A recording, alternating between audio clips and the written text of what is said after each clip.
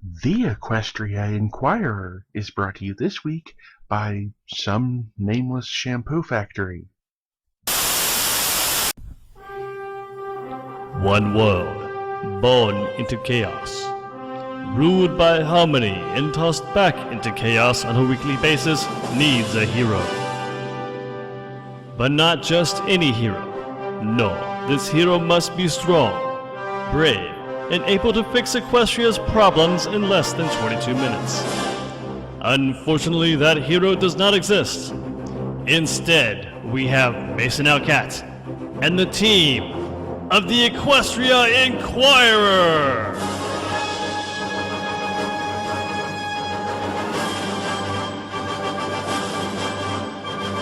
Aliens from a different world, whose mission is to seek out the truthiness, aligned with our unreliable sources, and armed with the power of media and an infinite supply of burning ducks, will do what they can to keep Equestria safe, one news story at a time. These are the never-ending adventures of the Equestria Inquirer!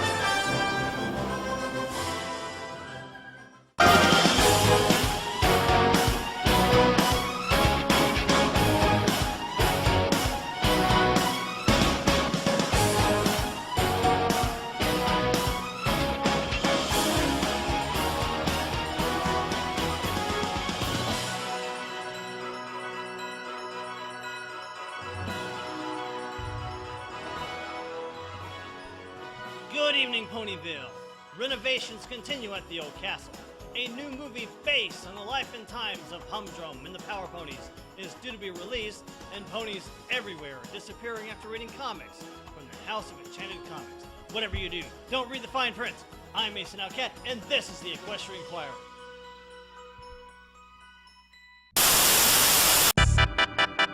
Are you looking for some quality shampoo? The kind of hair dirt remover and means of not accepting a date that really works? Are you tired of shampoos that promise an end to tears but deliver only the sting of harsh chemicals and betrayal? Well, we sure wish you would have been looking for that before now, because the Shampoo Factory closed down years ago. Now it's just a hideout for hair or hair care themed villains, such as Maniac, Dr. Quaftopus, and the Scissor Sisters. You could have made it a little harder for villains to thrive here in Metropolis, but I guess you'd rather be filthy all the time. I blame the grittiness trend in comics. Anyway, secret base with a bathing lady neon sign. Still have to buy our stuff now. Thanks for nothing, you jerks. Top story. It has been confirmed that Princess Twilight Sparkle and her friends are indeed renovating the old castle of the two unicorn sisters. For what reason, we can only speculate. Our unreliable sources were dispatched a few hours ago to find out why. From what they have reported, this is to become Princess Twilight's new base of operation. After a few musical numbers, this old castle should look as good as new. Word of this new development has many in Ponyville pleased as punch, now that the source of all the chaos that has struck the small town in these past 2 years is finally moving out. No more late-night explosions. No more disturbances caused by Princess Twilight and her friends getting together for a very large shindig, preferably by Pinkie Pie. Unfortunately for the town of Ponyville, the Cutie Mark Crusaders will still be in the neighborhood. So this is a brief piece and will not last for long. You know, it's not just ponies that celebrate this time of year. Now sure, everyone knows about Hydrica, Griff Festivus, and of course Quanzibra. But did you know that even the changelings have a holiday around this time? It's true. Why would I lie about that? I gain nothing from it. Anyhow, this here is a story of the very first Chrysalismus. Way back in whatever year it was, about 4 years ago, the changelings were going through a love shortage, and that put old Queen Chrysalis in a pickle. "What troubles you, my queen?" said the queen's littlest guard. She sighed and told him, "My subjects are wicked hungry, but I just watched a movie from the human world called Battlefield Earth. Now I can't feel love anymore. which means I have none to give them. If they're hungry, how will they do my bidding?" Now that little changeling hated to see his queen mopey on account of his loyalty to the crown, and also because it usually meant more whipping. He thought and thought and thunk and thought some more and scratched his plot and then thought one more time.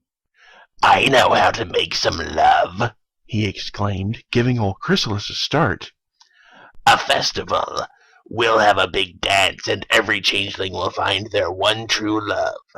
Then we'll pass that love down a line and eat it." "Will that work?" asked the queen. The Lilith guard shrugged and said, "I doubt it." Chrysalis thought about throwing him in the dungeon for wasting her time, but something about the bells that could be heard clear from Canterlot changed her mind.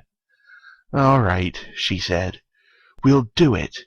Anything to drown out those insufferable bells." And they did what the guard said, which I don't feel like describing further. And so you see, little ones, even a changeling queen can be festive if you annoy her enough. The end. Oh, and the Lilith guard was thrown into the dungeon, so... yeah, now it's the end. Equestria is excited about this new upcoming movie, based on the legendary comic book heroes, the Power Ponies. In this movie, the Power Ponies are facing off against an alien army bent on taking over Metropolis and the rest of the world. Humdrum and his friends have to get over their differences in order to save the world from this new menace. Along the way, Humdrum is also forced to join forces with his untrustworthy brother, Discordian, in order to get an edge that they need to win the day. We have also been told by our unreliable sources and a burning duck that lives on the set that this movie is being produced by none other than Michael Ney.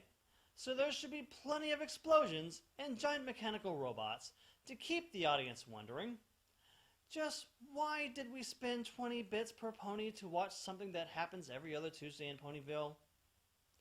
Stay tuned as we get more word on this news. When Ponyville was overrun with branches and thorns and all that nasty stuff, almost everybody in town just stood around looking stupid. Everybody except for Filthy Rich.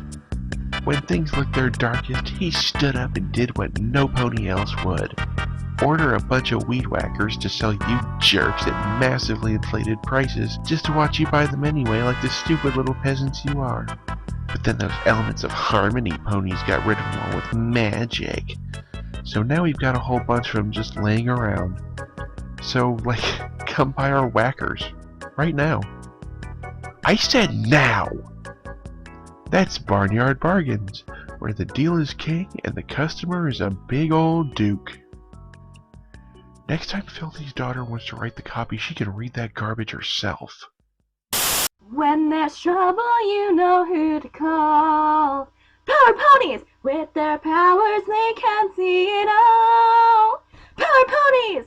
When there's evil on the attack, you can rest knowing they got your back. And when the world is losing all control, Power Ponies, go!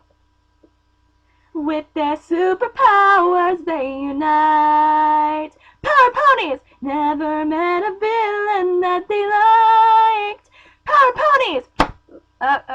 Sorry, Arrow, I've got a letter.